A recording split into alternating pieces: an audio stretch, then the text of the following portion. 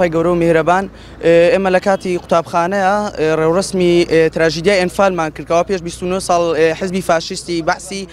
جارانی لە ناوچوو ئەو هینەی ئەنجامدا لە ناکاو یعنی ئێمە بۆ شتێک هاتبووینە سەر گۆڕەپانی قوتابخانەکە کەوا بۆ ئەو تیریژادیە و بۆ یادکردنەوەی ئەوە بۆ ناوەکانی داهاتوو بەڵاکەم لە ناکاو شتێکی شۆکمان بینی کەوا چۆن لی بواری ئەو گۆڕەپانەکەەوە بۆی دانرابوو وتارەکە گۆڕا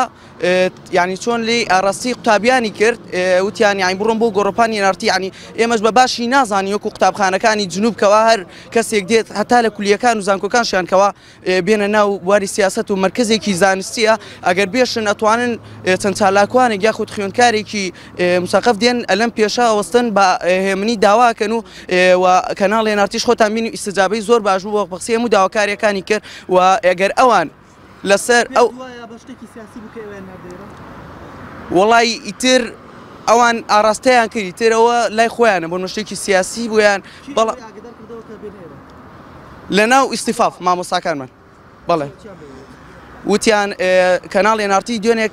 ئاڵای کوردستان داگیرەوە کەناڵی نارتی شوینە و دوتی لەسەر قایمقامیەت و محافەزە هەیە بەڵام لەوانی تر بۆ ئەوەی کوالیتی ئاڵاکە یەک کوالیتیان دێنێ اینجا دایانین ئەوانش ئاوای وتیان بڕێ پێیان بڕۆن بۆ سەر ئێنارتی کە بوو دەستخۆشیش لە کەناڵی ئێنارتیەکەم کەوا بەم شێوەیە ویسیان ئاژاو بنێنە ئەوانش بە باشی ئیستجابەیان هەبوو هەموو داواکاریەکان و وەتوانیان و سەلماندیان کەوانە فەرێ بێ بە خراپە بۆ تۆ بێت تۆ بتوانین بە باشە و خۆت لە ئاژاوکەی ئەو دوورکەیت و ئیسلاح